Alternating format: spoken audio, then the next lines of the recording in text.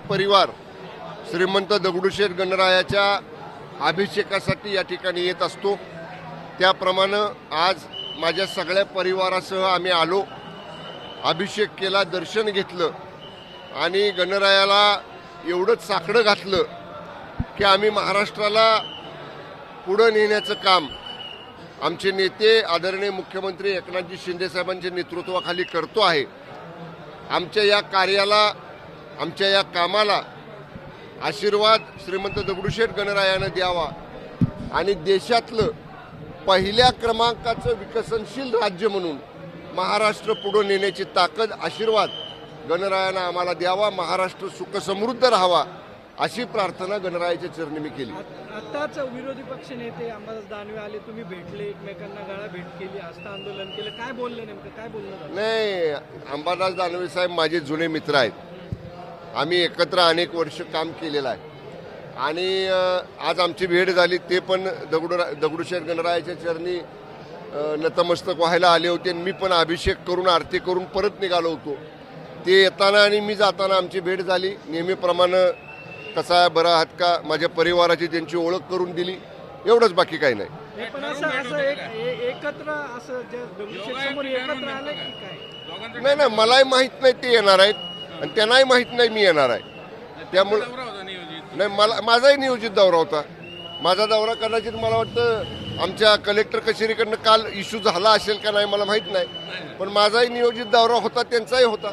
देवाच्या दारात भेट झाली, आम्ही जुने मित्र आहोत, देवाच्या दारात राजकारण नसावं। नाही, पण एकत्र आले तर असंच पुढे पाहायला भेटेल का? आता मी एवढंच म्हणेन, आम्ही आज देवाच्या दर्शनाला आलो होतो। देवाच्या दारात राजकारण करू नये, राजकारण करायला वेगवेगळी ठिकाणं आपल्याला आहेत, त्या ठिकाणी जरूर राजकारण आपण नक्की करू, पण आता देवाच्या दारात नको। लाडकी बहीण योजनेमध्ये मुख्यमंत्री लाडकी बहीण, मुख्यमंत्री लाडकी, तुम्ही पण असं म्हणू नका, तुम्ही पण सरकारी जे नाव आहे ना ते नाव घ्या, मुख्यमंत्री माझी लाडकी बहीण त्या योजनेत घ्यायला लागलेत कालपासून, त्या योजनेत बरोबर ना? म्हणजे नाही काय व्हायचं, थोडंसं नवीन योजना होती आणि मग योजना घेताना बऱ्याचदा असं व्हायचं अनावधानानं, पण आता काल परवापासून जर बघितलं तर आता सगळे पक्ष महायुतीतले या योजनेचा उल्लेख करताना मुख्यमंत्री माझी लाडकी बहीण, आणि तुम्ही जर पाहिलं तर 2 दिवस झाले मी मतदारसंघातल्या 15-20 गावांमध्ये 100-125 महिलांना भेटलो या योजनेच्या संदर्भात। माझे व्हिडिओ आहेत माझ्या मतदारसंघातले, की महिलांना विचारलं की ही योजना कोणी आणली, तर महिला स्पष्ट सांगतात शिंदे साहेबांनी आणली। त्यामुळं महिलांच्या मध्ये हे नक्की आहे की ही योजना शिंदे साहेबांच्या नेतृत्वाखालच्या महायुतीच्या सरकारनं आणलेली आहे। त्या योजनेमध्ये काही मुलींचे फॉर्म लावून फॉर्म भरलेत, संभाजीनगरमध्ये हा सगळा प्रकार घडलाय, त्याचा गैरवापर सुरू झाला असं वाटतं? त्याची चौकशी सुरू केलेली आहे आणि काय झालं, आपण महिला वंचित राहू नयेत म्हणून 6-7 वेगवेगळे जे विभाग आहेत, शिक्षण विभाग आहे, ग्रामसेवक विभाग आहे, आरोग्य विभाग आहे, महसूल विभाग आहे, इतर सगळ्या विभागातल्या अधिकारी कर्मचाऱ्यांना आपण ते फॉर्म भरायसाठी म्हणून नेमलं होतं।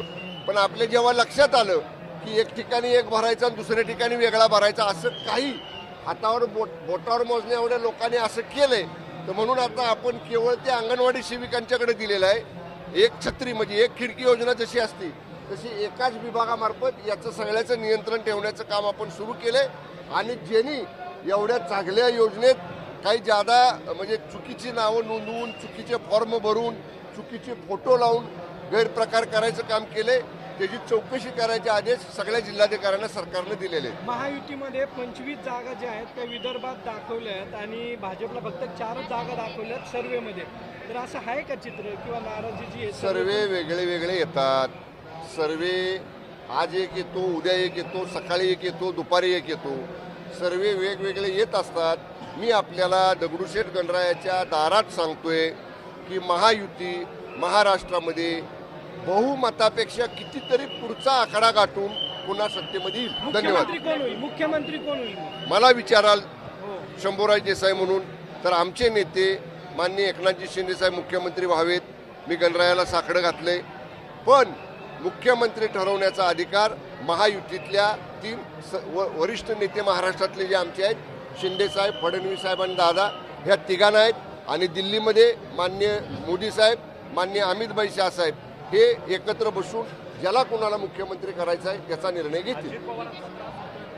बिलकुल नाही होत, बिलकुल नाही. मग हे लाडकी बहीणचं काय वाद आहे? काय कुठं वाद आहे? झाला का आता? काल आक्षेप घेतला नाही त्यांना. काय झालं ना, मग आता सुरू झालं ना, कालपासून त्यांचे सुरू फोटो पण लावत नाही भाजप, लावतो ना. तुम्ही लावत नाही. हे बघा आता इथं फोटो आहे ना, सगळ्यांचे फोटो आहेत त्याच्यात.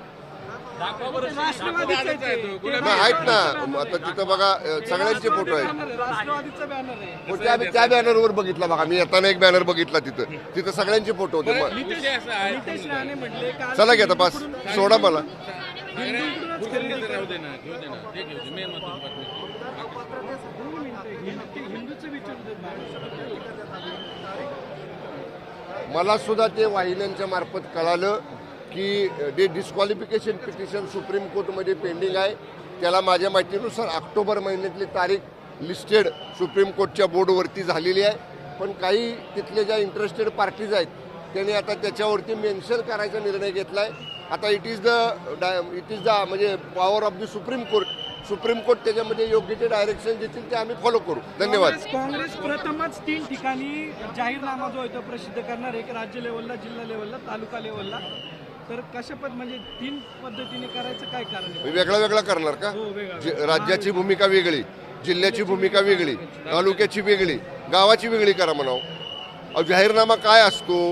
जाहीरनामा असा असतो की सरकार आल्यानंतर राज्याला आम्ही काय देणार, जे राज्याला मिळणार ते जिल्ह्याला मिळणार, जे जिल्ह्याला मिळणार ते तालुक्याला मिळणार, जे तालुक्याला मिळणार ते गावाला मिळणार.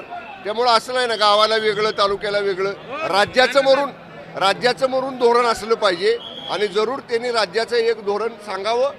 बघू आपण ते काय सांगतात. धन्यवाद. आले मराठी माणसाचं आणि महाराष्ट्राच्या हक्काचं न्यूज चॅनल मराठी न्यूज 9.